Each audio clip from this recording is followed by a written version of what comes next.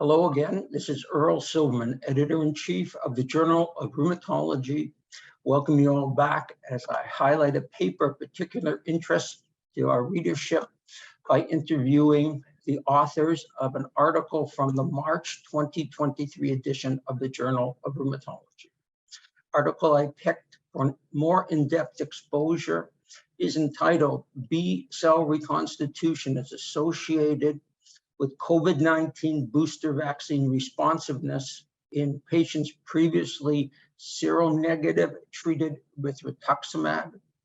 And it's by Doctors Kaitlin, Schultz, Deanna, Jannat-Khah, and Robert Spiera.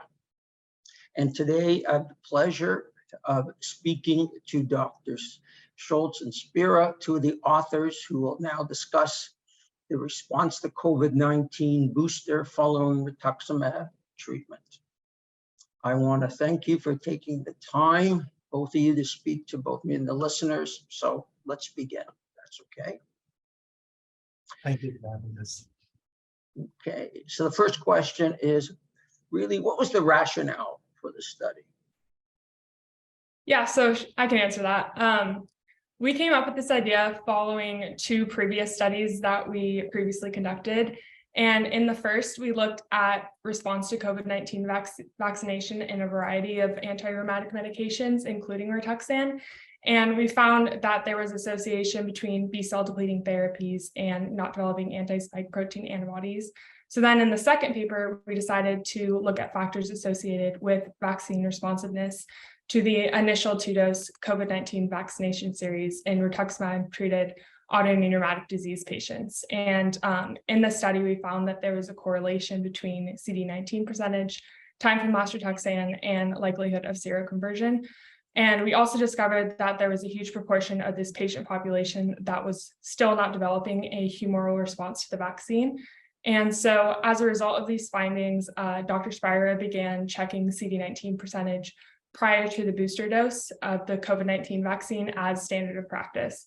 And we then decided to retrospectively look at the data to see if patients that had not seroconverted to the first two doses were capable of becoming seropositive after the third dose and what factors were contributing to this. Sure. Just to chime in, I mean, if you remember back in when the vaccines first came out, we were really flying by the seat of our pants, and we wondered what impact our anti-rheumatic medications would have on vaccine.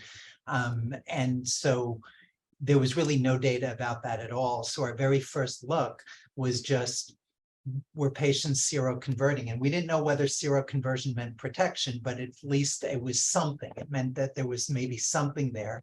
And the one drug that emerged, as Kaitlin said in that initial experience, was B-cell depleting therapies. We didn't see zero vaccine response with any therapy other than B-cell depleting therapies. There may have been higher or lower levels.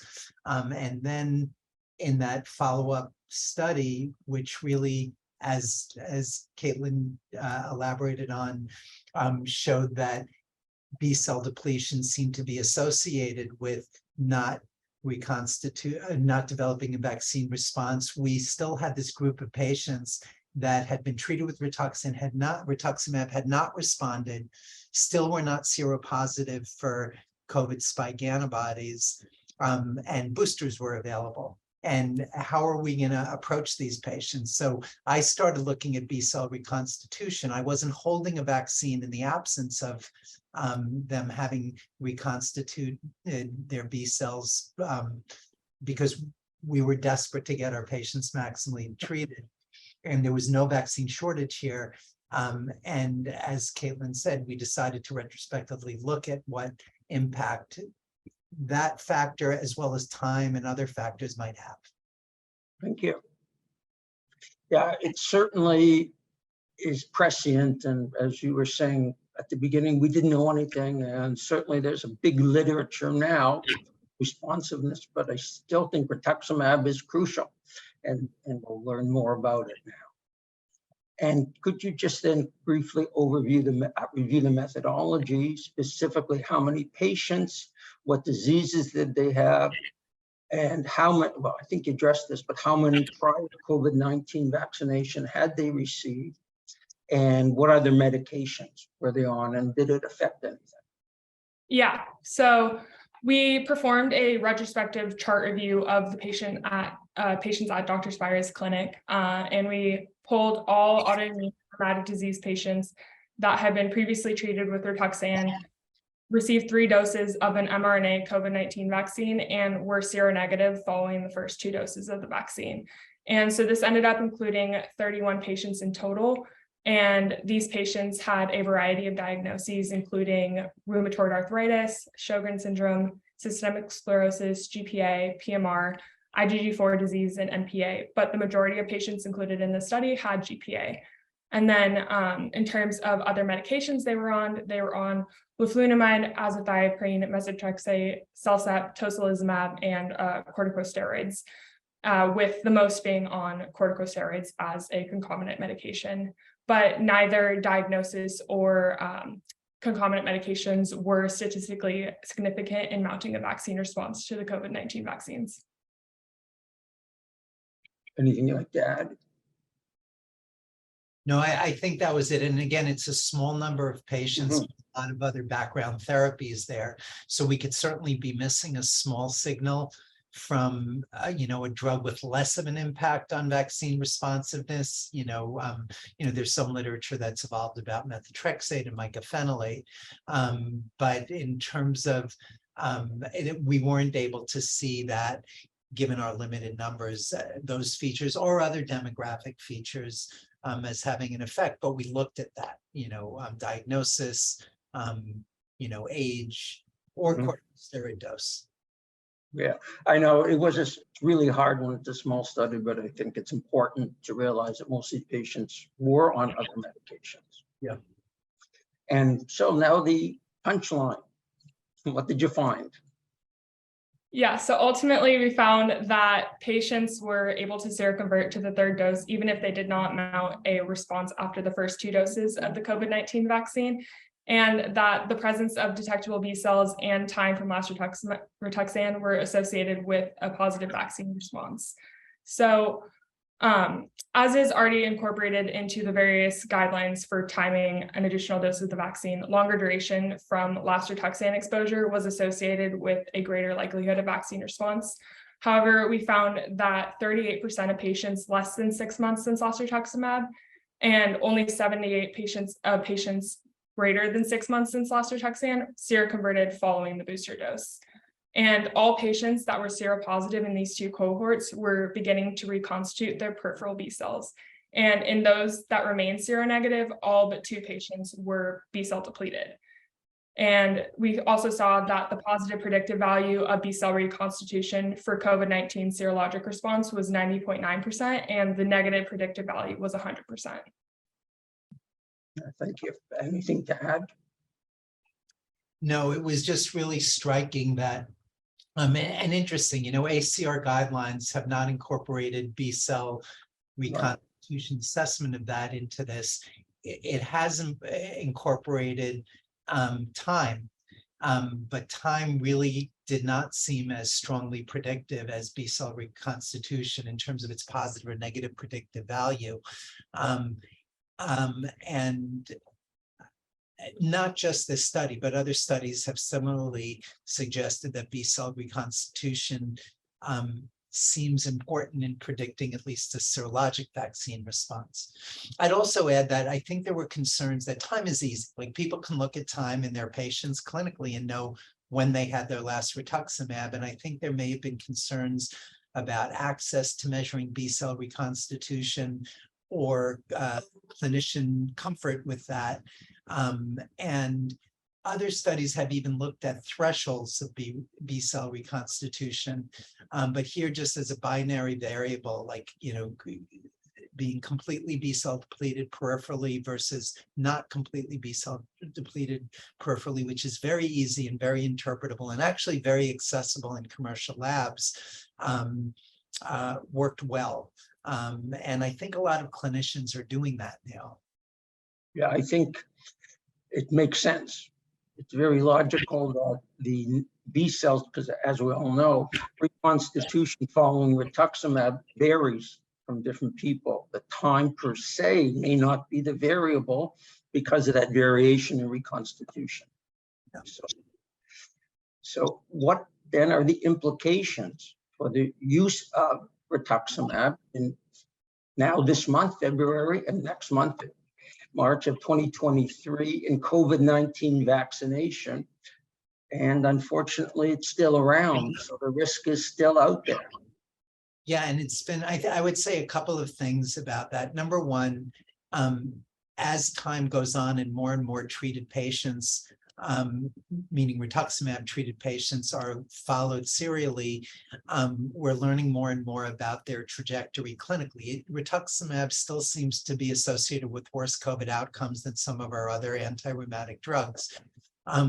We also are becoming a little bit less reliant on seropositivity after a vaccine as our surrogate for, that's not really the important outcome measure. The important outcome measure is going to be protection against infection and protection against severe infection.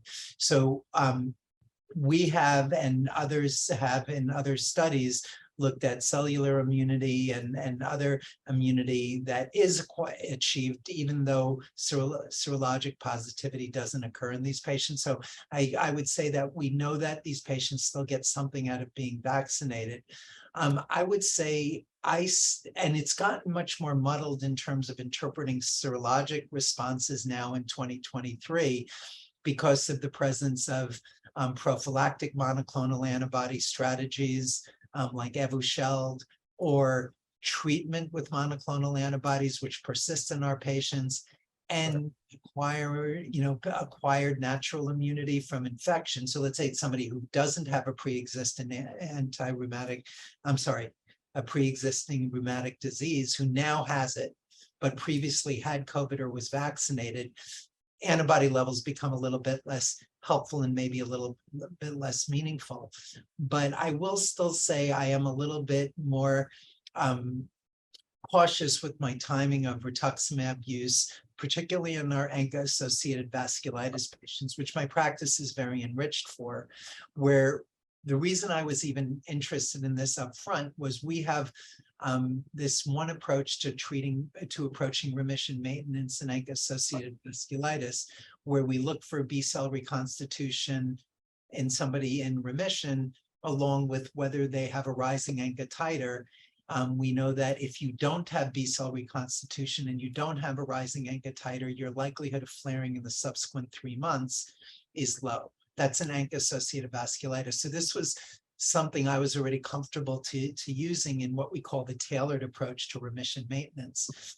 I think this other approach to remission maintenance in ANCA-associated disease, which was more commonly starting to be used, which was just give people 500 milligrams of rituximab every 6 months, was being turned to more and more. I've kind of turned back a little bit more in select patients to this tailored approach where you're, threading the needle, especially in a tenuous patient in terms of somebody with a frequent history of infection or other comorbidities, not wanting them to be at high risk of a flare of their disease. But I do use that information still in many patients to time their booster doses. It's a fine line, isn't it, between disease, a terrible disease coming back, ANCA-associated vasculitis, or lupus. I guess we have other treatments for RA that we can finesse around, but in some lupus patients, and certainly ANCA vasculitis, it becomes a mainstay. And it is a fine line, letting your patient suffer or severe consequence of the disease versus severe COVID. And I think only time will tell. As you pointed out, the ultimate thing is how many people end up hospitalized in the ICU. Yeah. And I just wish it was easy to measure T-cell response as easy it is to measure anti-spike antibodies. Exactly, yeah. So what studies are you contemplating? I mean, I'm sure there are. You don't have to disclose them if you don't want to, but if you do, I'd love to hear them. Yeah, so we don't really, we've talked about this. It's becoming more and more complicated as time goes forward to do things in isolation. So one consideration is partnering with larger groups pooling this. And there are prospective studies going on looking at vaccine and vaccine responses in different rheumatic disease populations that are, larger than what can be achieved at site. So I thought that a lot of what we did was trying to get information out there quickly when there was a vacuum of information.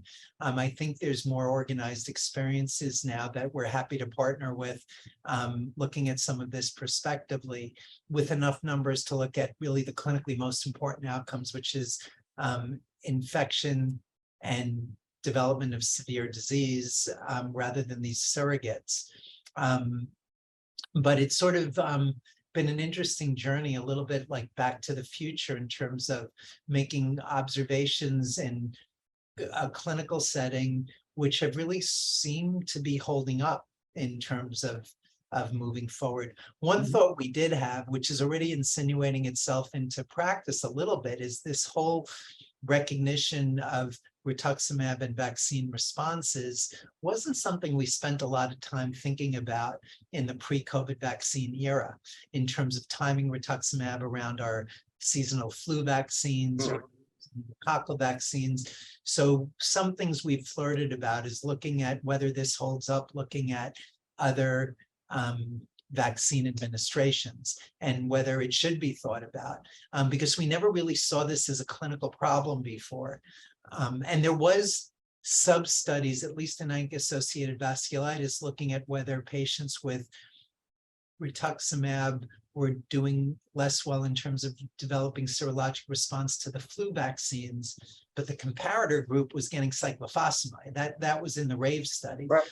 But in one thought moving forward would be to look at this in other vaccine experiences where we can measure a serologic immune response, such as the flu.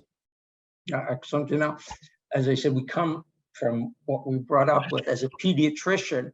It's always when we get a patient and we're considering rituximab, we do attempt to make sure that for certain infections, chickenpox as an example, did they get their booster? Meningococcal, all these things that we're used to giving to kids, if they haven't had it, we try to jolly them along with something that is not as immunosuppressive so they can get vaccinated, get their response, and then guess when it's safe. But I think this really drove home that point. I agree. We've never come across this before.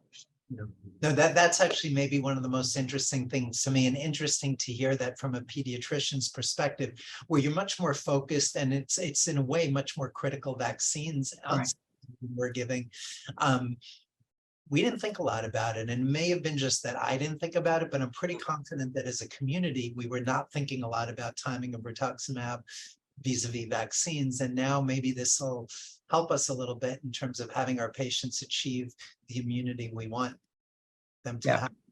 I think it's great. And well, there may be some lemonade from the lemons coming out of this. All right. Okay. Anything you want to add that maybe we missed? No, I think Dr. Spiera covered it all. Okay, so I want to thank both of you. It's been a very good discussion, and great work. And I think things like this are important, and this is how we learn. And as you both were saying, we learned a lot about vaccination to not only this infection, ones that are common, and who knows what's coming down the road. So, and I want to thank you for taking the time to review your paper. And to viewers and listeners, I wish you please read the manuscript entitled B-Cell Reconstitution is Associated with COVID-19 Booster Vaccine Responsiveness in Patients Previously Seronegative Treated with Rituximab by Drs. Kaitlin Schultz, Deanna, Jannat-Khah, and Robert Spiera, as well as there is an accompanying editorial on the importance of SARS-CoV-2 spike antibodies and reconstitution to optimize the preventive strategy of COVID-19 by Drs. Marion Thomas and Jerome Abouak from Hôpital Cochin, Université de Paris Descartes, Paris, France. which are now both available for reading at the journal's website at jroom.org. And of course, they both will appear in the March print edition of the journal. And I thank you both for joining us and the listeners. And next month, I hope you can join us again when I speak to the authors of an article of interest in the April 2023 edition. I just want to bring your attention that in the March edition of the journal, I again want to highlight that it is the 50th anniversary of publication of the journal, and we will be republishing 3 articles from the 1980s that I have deemed to be of importance to the practice of rheumatology. If you have any comments, we'd love to hear your comments on Twitter at jroom or by email at manuscripts@jroom.com. And again, I want to thank you both. Thank you Thank so much.